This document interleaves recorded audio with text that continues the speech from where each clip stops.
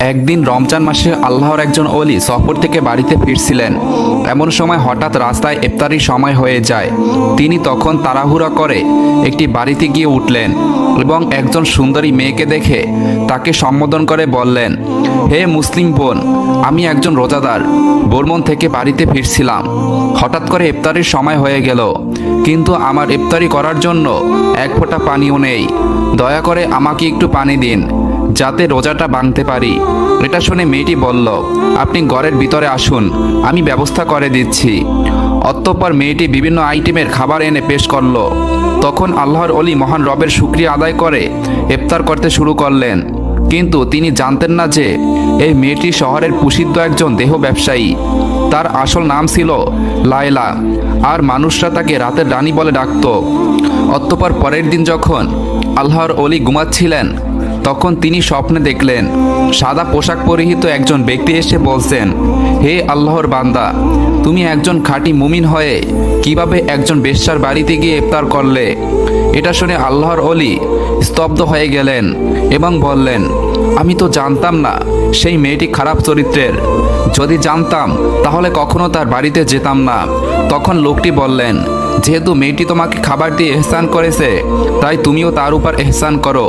যেভাবেই হোক তাকে খারাপ রাস্তা থেকে ভালো রাস্তার দিকে নিয়ে আসো। এটা শুনে আল্লাহর ওলি বললেন, এটা কি চাইলেই সম্ভব? সে একজন প্রসিদ্ধ দেহ ব্যবসায়ী, শহরের ধনী মানুষেরা তার সাথে রাত কাটানোর জন্য যায়। সে কি তার পাপের রাজ্য ছেড়ে ফিরে আসতে চাইবে? তখন লোকটি খানিকটা রাগ দেখিয়ে বলল, সে পাপের রাজ্যে আছে বলে ভালো হতে চাইবে না, এটা তুমি কিভাবে জানলে? তার সামনে কি কখনো ভালো হওয়ার সুযোগ তুলে ধরেছিলে? এটা শুনে আল্লাহর ওলি চুপ হয়ে গেলেন। অতঃপর পরের দিন তিনি আবারও সেই লায়লার কাছে গেলেন। লায়লা তখন আল্লাহর ওলির চেহারা দেখে চিনতে ভুল করেনি।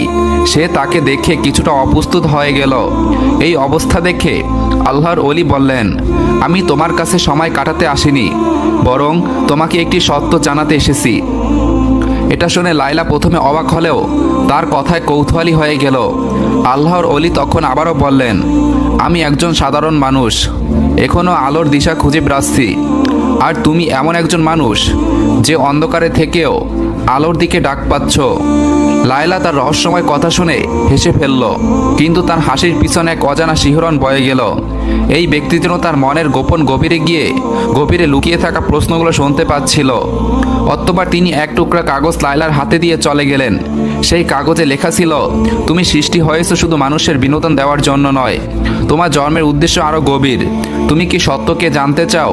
এটা পরে লায়লা চিন্তায় পড়ে গেল। গভীর রাতেও লায়লা ঘুমাতে পারল না।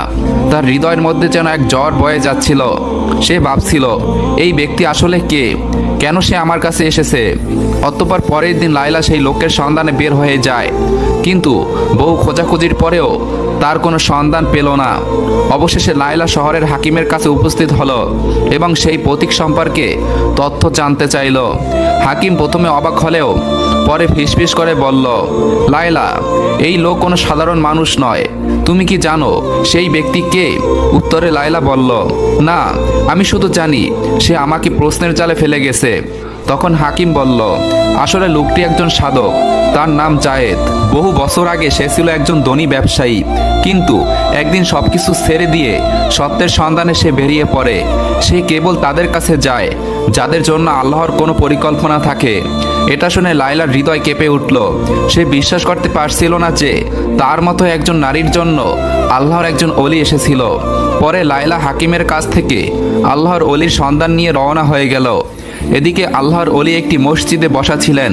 তিনি লায়লাকে আসতে দেখে সীমাহীন খুশি হলেন এবং কোমল কণ্ঠে বললেন, তুমি এসেছো? তাহলে আমার বিশ্বাস ছিল তুমি আসবে। তখন লায়লা শুকনো গলায় বলল, আপনি আমাকে এই প্রশ্নগুলোর সামনে দাঁড় করিয়ে দিলেন কেন?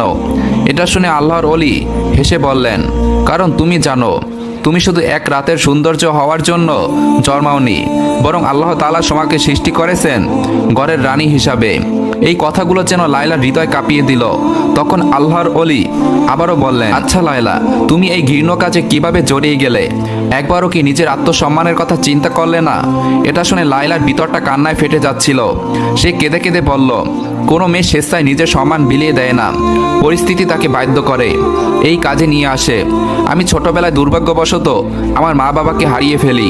তারপর একজন ব্যবসায়ী আমাকে দত্তক নেয়, কিন্তু কিছুদিন পর সে আমার সাথে বিশ্বাসঘাতকতা করে এবং একটি পতিতালয়ে চড়া দামে বিক্রি করে দেয়। তারপর থেকে আমি একজন পতিতা। লায়লার কথা শেষ না হতেই হঠাৎ তাদের কাছে ছুটে এলো দুইজন অস্ত্রধারী লোক। তারা এসেই বলল, লায়লা তার পুরনো জীবনেই থাকবে। এই রাতের রানী কখনো আলোর পথ ধরতে পারে না। এটা বলি একজন অস্ত্র নিয়ে আল্লাহর অলির কাছে এগিয়ে গেল। এই দৃশ্য দেখে লায়লার হৃদয় ধপধপ করতে লাগলো। সে কি করবে কিছুই বুঝতে পারছিল না। একটা সময় লায়লা কাবা কণ্ঠে বলল, এই ব্যক্তিকে কোনো আঘাত করবে না, তার কোনো অপরাধ নেই। তোমরা বলো, এখন তোমরা কি চাও? তখন একজন অস্ত্রধারী বলল, তোমার ফিরে আসা দরকার। তুমি আমাদের পতিতলার জন্য একজন রত্ন, আমাদের শক্তির উৎস। তুমি যদি চলে যাও আমাদের অস্তিত্ব বিপন্ন হবে। এই কথা শুনে লায়লা খুবই কষ্ট পেল। নিজেকে একটি পরাধীন ব্যবসার পণ্য হিসেবে মনে হচ্ছিল। তখন আল্লাহর ওলি নরম কণ্ঠে বললেন, লায়লা, মানুষের সত্যিকারের মূল্য তার অন্তরে লুকানো থাকে। তুমি যদি মুক্তি চাও তবে এখনই সিদ্ধান্ত নিতে হবে। তখন লায়লা গভীরভাবে শ্বাস নিল এবং শান্ত গলায় বলল, আমি আর সেই জীবনে ফিরতে চাই না। এই কথা শুনতেই একজন লায়লার দিকে ঝাঁপিয়ে পড়ল, কিন্তু তার আগেই আল্লাহর ওলি সামনে এসে দাঁড়িয়ে গেলেন। তখন অস্ত্রধারী একটি সজোরে ধাক্কা দিয়ে আল্লাহর ওলিকে মাটিতে ফেলে দেয়।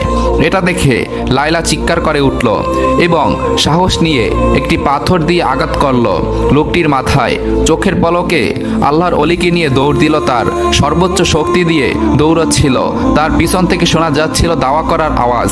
কিন্তু লায়লার মনে এখন শুধু একটাই কথা, আমি মুক্তি চাই, আমি সত্য চাই। এক পর্যায়ে তারা একটি পুরনো বাড়িতে আশ্রয় নিল। আল্লাহর ওলি জায়েদের কপাল থেকে রক্ত ঝরছিল, কিন্তু তার চোখে ছিল প্রশান্তি। তিনি ক্লান্ত গলায় বললেন, লায়লা, তুমি তোমার প্রথম যুদ্ধে জিতে গেছো। তখন লায়লা হাঁপাতে হাঁপাতে বলল, কিন্তু আমার পথ তো এখন শুরুই হয়নি, না জানি আরো কি কি পরীক্ষা রয়েছে আমার জন্য। তখন জায়েদ মৃদু হেসে বললেন, এটাই তো আসল কথা, পথিকের যাত্রা কখনো এত সহজ হয় না।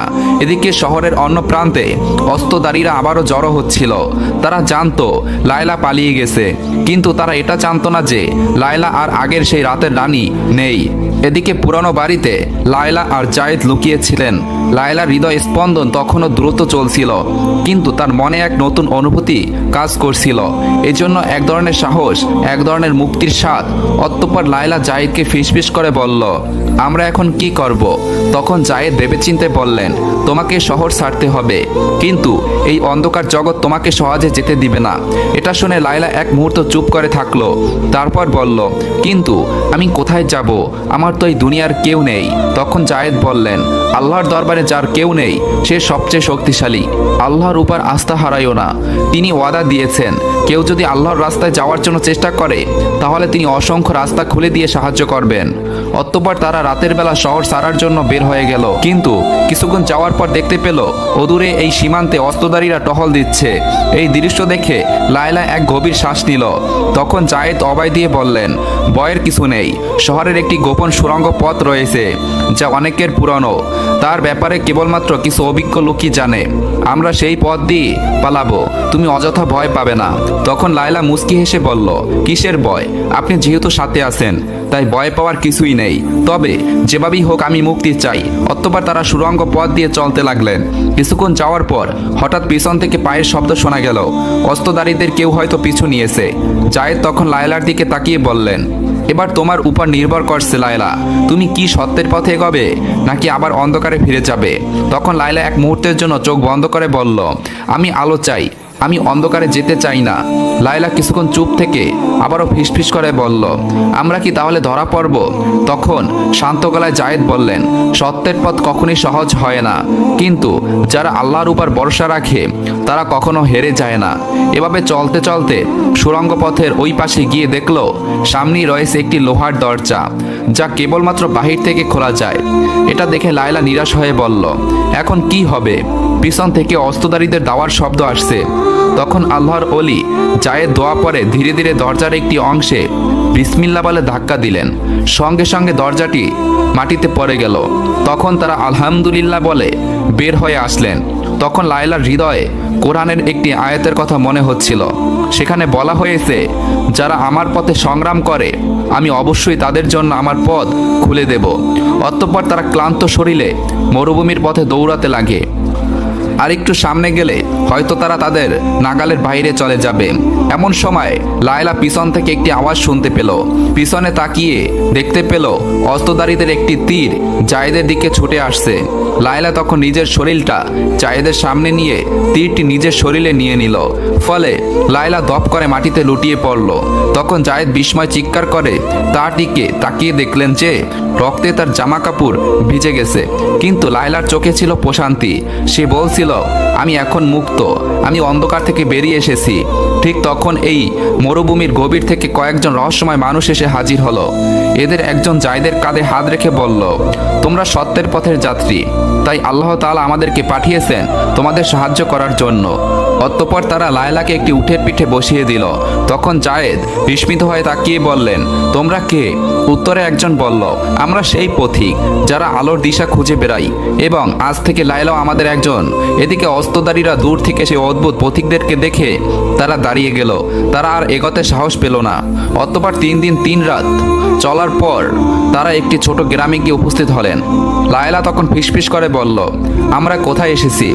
উত্তরে পথিকদের একজন বললেন, এটা হলো আশ্রয়স্থল, সত্য সন্ধানকারীদের জন্য একটি গোপন স্থান। অতঃপর লায়লা যখন গ্রামের ভিতরে প্রবেশ করলো, তখন একজন বৃদ্ধা সামনে এসে বললেন, তুমি তো সেই মেয়ে যে অন্ধকার থেকে বেরিয়ে আসতে চেয়েছিলে। লায়লা তখন মাথা নিচু করে বলল, আমি জানি না আমি কি সত্যি এই জীবনের যোগ্য কিনা। তখন বৃদ্ধা হেসে বললেন, আল্লাহর রহমত সব পাপের চেয়ে বড়, তুমি শুধু শুরু করো। অতঃপর লায়লা সেখানে নতুনভাবে জীবন শুরু করলো। আল্লাহর বাণী মানুষের কাছ থেকে শেখা আরম্ভ করলো। অতঃপর একদিন জায়েদ তার কাছে গিয়ে বললেন, এখন থেকে তুমি শুধু লায়লা নও, তুমি একজন আল্লাহর নতুন দাসী। এটা শুনে লায়লা একটি শ্বাস ফেলল, কোনো কিছুই বলল না। তখন জায়েদ তাকে বললেন, লায়লা তুমি কি এখনো ভাবছো? তখন লায়লা উত্তর দিল, আমি ভাবছি সত্যিকারের মুক্তি আসলে কি। তখন জায়েদ হেসে বললেন, মুক্তি তখনই আসে যখন তুমি তোমার রবকে নিজে থেকে বেশি ভালোবাসতে শিখবে। এটা শুনে লায়লার চোখ ভিজে গেল এবং বলল, তাহলে কি আমি সত্যি নতুন করে শুরু করতে পারবো? উত্তরে জায়েদ বললেন, নিশ্চয়ই, কারণ আল্লাহ তাআলা যার অন্তরকে একবার খুলে দেন তা আর কেউ বন্ধ করতে পারে না। অতঃপর একদিন লায়লা একটি গাছের নিচে বসে কোরআন পড়ছিল।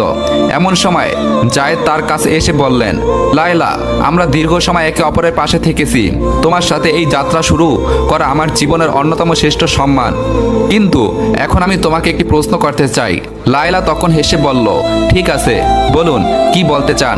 তখন জায়েদ বললেন, তুমি কি আমার সাথে আল্লাহর পথে এই জীবনের বাকি সময়টি কাটাতে চাও? এই কথা শুনে লায়লার চোখে পানি টলমল করতে লাগলো। তার হৃদয় এক অদ্ভুত শান্তি অনুভূত হচ্ছিল এবং সে বলল, আমি অবশ্যই চাই, আমি চাই আল্লাহর পথে আমাদের এই পথ চলা অব্যাহত থাকুক এবং আপনি আমার জীবনের অংশ হয়ে যান। তখন জায়েদ মিষ্টি এসে বললেন, তাহলে আমি তোমাকে আমার জীবনসঙ্গী হিসাবে গ্রহণ করতে চাই। তুমি কি আমার স্ত্রী হতে চাও? এটা শুনে লায়লা আবেগপ্রুত হয়ে পড়ল। কিছুই সে উত্তর দিতে পারছিল না। কিন্তু জায়েদ তার মনের অভিব্যক্তি ঠিকই বুঝে নিলেন। অতঃপর গ্রামের সবচেয়ে মুরব্বীদের উপস্থিতিতে তাদের বিয়ের আয়োজন করা হলো। লায়লা এবং জায়েদ একে অপরকে সসম্মানে বিয়ে করে নিলেন। ফলে আল্লাহর নামে শুরু হলো তাদের নতুন জীবন। প্রিয় বন্ধুগণ, ভিডিওটি ভালো লাগলে একটি লাইক দিবেন এবং এরকম ভিডিও পেতে আমাদের চ্যানেলটি সাবস্ক্রাইব করে পাশে থাকা বেল আইকনটি বাজিয়ে রাখুন। আল্লাহ হাফেজ।